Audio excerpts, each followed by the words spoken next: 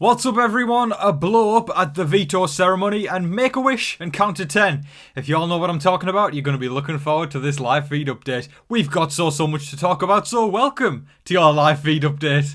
Alright gang, now right before we get started, if you haven't already and you want quick, concise and fun Big Brother videos on your YouTube feed, come on, why wouldn't you? Hit that subscribe button and also hit the like button and the bell icon to get notified every single time a brand new upload goes live. Okay, jumping right into the live feeds. Now, we have an interesting costume punishment for Taylor and Joseph. We found out earlier in the week from the Veto competition that they would indeed be tethered together for 48 hours. Now, with both of them now officially in costume and tethered together, we have something that people are calling skid and fancy. Now, some of y'all will know where that stems from. Sid and Nancy, that's right. That's Sid Vicious, of course. And before I jump into this one too much, I think it's a little strange, and I'm seeing a lot of buzz online about this, for CBS to do that, because I didn't know anything about Sid and Nancy until yesterday. I'm 20, so I didn't know the culture or anything back then. I've looked into it, and it seems very, very strange to have them dressed like that. Half the people thought they were Sandy and Danny from Greece. I was one of them. And then other people found out it was Sid and Nancy. And for a show that, makes alien noises in competitions and puts tinfoil on their head and all that random stuff, doing something as hard as Sid and Nancy's a little bit weird, in my opinion. I saw Sandy and Danny. I'm going to stick with Sandy and Danny. And also, it's a nice little tribute, isn't it, to Olivia Newton-John, who sadly passed away last week. So that's where I stand with that one. But yes, they are indeed tied together. And Taylor has to do a New York accent. And Joseph has to stay in a British accent. It was funny because I think I didn't see this on the live feeds, but I saw somebody put out a tweet or something like that where Big Brother had spoke on the intercom, on the speaker, and said, "Remember to stay in your accent, Joseph." And he says, "I'm sorry," then puts "mate" at the end. And I just, as a British person, I fully approve of that because we say "mate" a lot. Although, spending so much time with y'all Americans doing all this Big Brother stuff, I am saying y'all more and more often. I know that's quite Texas, but I'm saying it more and more often. But I love American culture. I want to come to America again. I haven't been in a few years, but I want to come again. I'm not going to stray too far off this because of course, I'm here for the live feed update. But yes, folks, there we have it. Joseph and Taylor are now skid and fancy. Now for a segment that is quickly becoming a fan favourite of the channel, welcome to TV Talks with Tom After Dark. Cue the music. Folks, we know from yesterday that Alyssa and Kyle went to Pound Town in the Have Not room on a butterfly pool floaty. Who said romance is dead, kids? Because that is how things go in this day and age. But can we really say it was Pound Town? Because we found out that Kyle only lasted 10 seconds.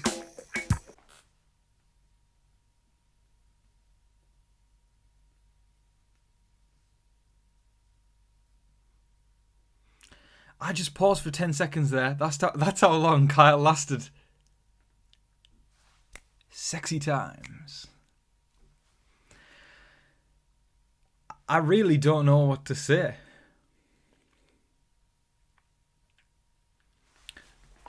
Okay, here's my take on this one. And I saw a lot of people saying this on social media, and I fully stand with those people.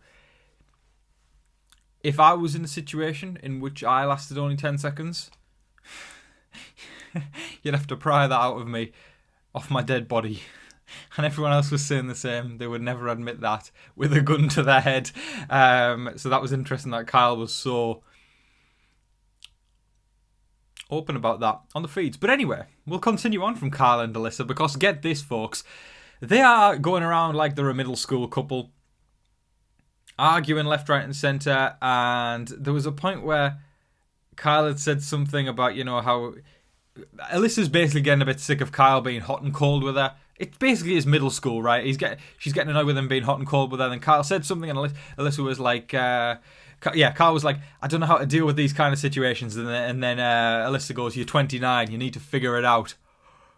Then 5 minutes later, they were in bed together. Alyssa hand up Kyle's shirt, back to normal as if they were. Let me just adjust myself, folks. Sexy time. They were, acting like they were just totally back to normal. And then Kyle says to Alyssa, "Will you be my girlfriend?" And Alyssa says, "Mm-hmm." What the How do we go from that to that in the space of 5 minutes? I literally put out a tweet of two people staring at a grave, and I put Kylissa, August 2022 to August 2022. Then there was the grave underneath. 5 minutes later, I put out a tweet saying that they were boyfriend and girlfriend. How the hell did that happen in the space of 5 minutes? They somehow split up and then became a couple in 5 minutes. This does not have longevity. I do not care what anyone says. This does not have longevity. Neither does Kyle, apparently, because he lasted 10 seconds. But anyway, I am just baffled. I am really, really, really baffled. And it is like watching them. It's like watching middle school, right? It's like a middle school relationship that is just silly and isn't necessarily going to last very long. There's just so much to say on it.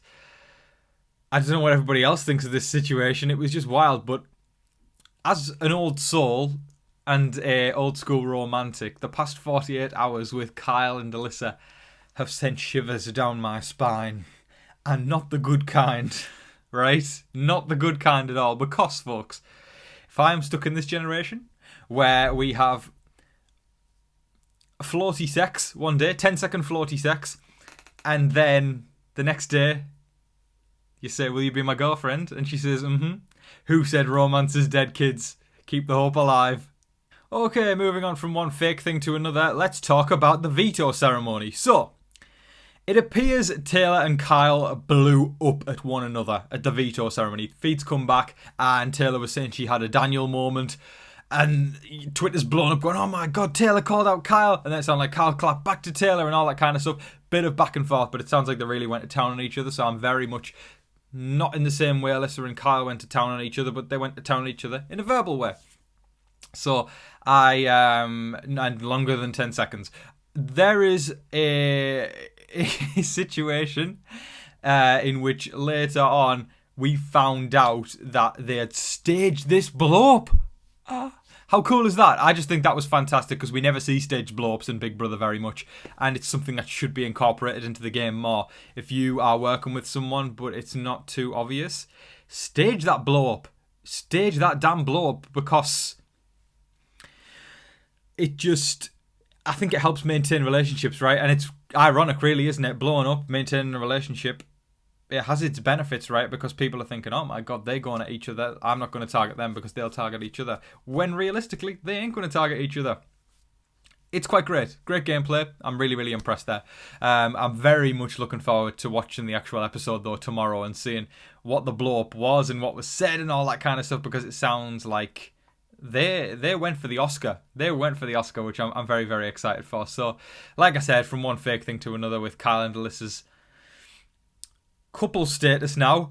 I'm sorry, I just need to loop back for a second. Do we all think Alyssa actually is interested in Kyle?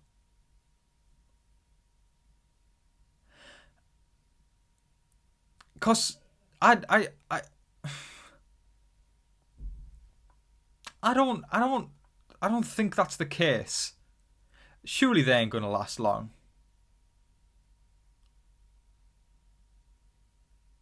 Sorry, I'm having a moment of contemplation right now. Y'all can join me. Think, put your thinking caps on. Lean in. Put your fingers on your chin to make it look like you're deep in thought. Because, in my opinion, while we're deep in thought right now,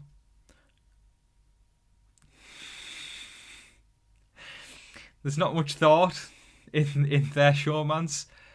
And also, from the 10 seconds, it doesn't sound like there was much deepness either. It is very much a mind-boggling situation. And I think if they go to the jury house with the right amount of training, Alyssa might be getting a solid 46 seconds by finale night. One can only hope. Now I got so caught up talking about the fake blow up at the veto ceremony, I didn't actually talk about what happened with the veto. So folks, the power of veto was not used, leaving Terence and Indy on the block for Thursday night this week. Let me know who you would like to see go home in the comment section below. Would you like to say goodbye to Terence with his tattoos on him for his punishment, or would you like to say goodbye to Indy, who's in a punk rocker costume? Either way, one of them is going to be getting evicted with a Big Brother punishment on them, so that's kind of exciting. But Indy has kind of expressed very much that she wants to quit if she goes to the jury house. She doesn't want to spend there. Hold up, right? And I saw Kat Dunn put a tweet out about this. Kat from BB21, y'all bitches conspiring against me. She said, and I wholly agree with her, it's paid vacation in a giant mansion for 6 weeks. What's not to like? You know, I think it's spoiled to say that you're going to quit and stuff. She's not going to quit. Producers will talk her down from it, but who wouldn't want to go to the jury house, right? I can imagine it would get boring, but come on, it's paid. It's paid if you're a jury member. It's a mansion, for goodness sake, and you know, there's a pool there. It changes every single year, so there might not be a pool. 9 times out of 10 there is, but there's all sorts of amenities there. We saw they had a basketball court last year, and you know, then I'm pretty sure they get to watch Netflix all day, and so it just sounds like a chill vacation, right? And paid. Lest we not forget, it's good. But anyway, it is probably most likely going to be Indy heading there this week. But I would love to hear what everybody actually wants to happen. Terence or Indy, let me know in the comment section below. But Indy has kind of said to a couple of people that she feels as though at the start her and Taylor didn't get off to the right start, but she won't hold anything against Taylor. So I hope that means that she's not going to be a bitter juror, and that means Taylor can get a jury vote. Because Taylor has actually... It's somehow... We went into a hurricane, this HOH rain, where it was like all going around and around, and we're not exactly coming out clean from the other end. It's not like a good move to take Indy out. It's just a mediocre kind of... we've removed a vote against me. Alyssa would have been the best move this week. But Taylor somehow came out scratch-free. She's came out with a more solid relationship with Kyle. Not many of the leftovers are that sceptical of her, as far as I'm aware. I can't really think of anyone who would solidly say Taylor's got to go on the block.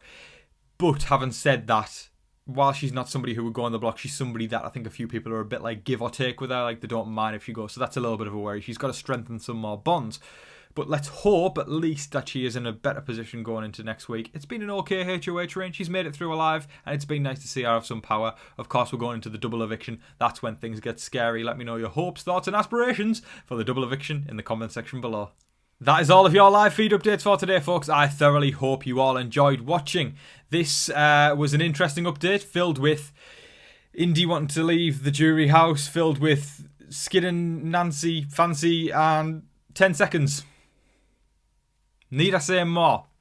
Hope everyone enjoyed it. Let me know all your thoughts in the comment section below. Thank you again for all your wonderful comments. Just over the past few days, you've just been putting a huge smile on my face with some of the nice things y'all have been saying. Yeah, thank you. Mwah. Sending love to you all and a heart as well. Appreciate you all. Thank you so much. But folks, I hope that this week is treating you kindly so far, and I hope that everybody's staying safe, staying positive, staying healthy out there, and remember to be kind to one another. But in the meantime, please don't forget to like, share, comment, subscribe, do all of that wonderful stuff. But until your next live feed update, I've been your host, Tom Vasey. Say it with me, folks. Good night.